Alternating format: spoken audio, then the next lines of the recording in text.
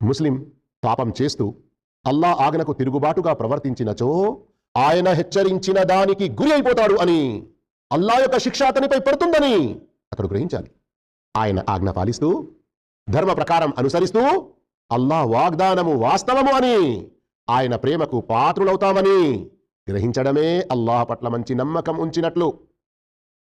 అల్లాహ్ పట్ల మంచి తలపు ఉంచక ఆయన మాటను ధిక్కరిస్తూ ఆయన ఆజ్ఞను వ్యతిరేకిస్తూ ఆయన తనని కనిపెట్టడని భావించి తను చేసిన పాపానికి పట్టుబడడని అనుకోవడం, ఇది అల్లాహ్ పట్ల పాటించవలసిన మర్యాద కాదు, అల్లాహ్ పట్ల కలిగి ఉండవలసిన సద్భావం అంతకు కాదు. సూరత్ ఫుస్సిలత్ ఆయత్ నంబర్ 22-23 గమనించండి. మీరు చేసే చాలా పనులు అల్లాహకు కూడా తెలియవని అనుకునేవారు. బహుశా ఈ రోజుల్లో ముస్లిం అంటారు కావచ్చు, లేదు మేము అలా అనుకోము, అల్లాహకు అంతా తెలుసు. తెలుసు అన్నటువంటి నమ్మకం నిజంగా ఉంటే అల్లాహ్ చూస్తున్నాడు, ఎలా మనం అతనికి అవిధేయత పాటించగలం?